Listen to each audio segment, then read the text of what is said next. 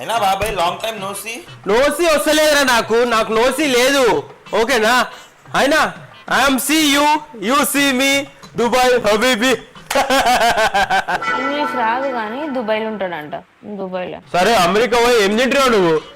ఆడేమింటా బాబు pizza శాండ్విచ్లు బర్గర్లు ఇవే తినుకుంటా కూర్చున్నా.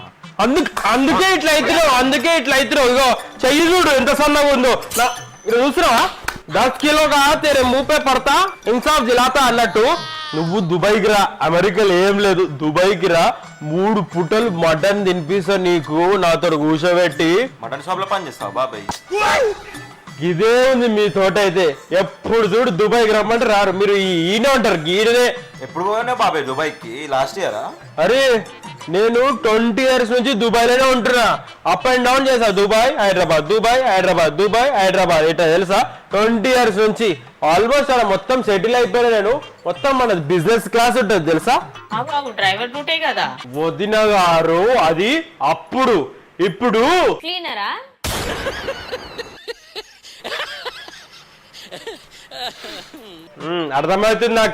అర్థమవుతుంది మీ ఇద్దరు తెలుసా నన్ను దుబాయ్ లో అందరూ సార్ అని పిలుస్తారు సార్. బాబాయ్ నాకు కూడా ఎయిర్పోర్ట్ లా రెస్టారెంట్ లా బస్ స్టాప్ లా అన్నిట్లా సార్ అనే పిలుస్తాను నన్ను. చిలిపి చిన్నప్పటి నుంచి ఇంతే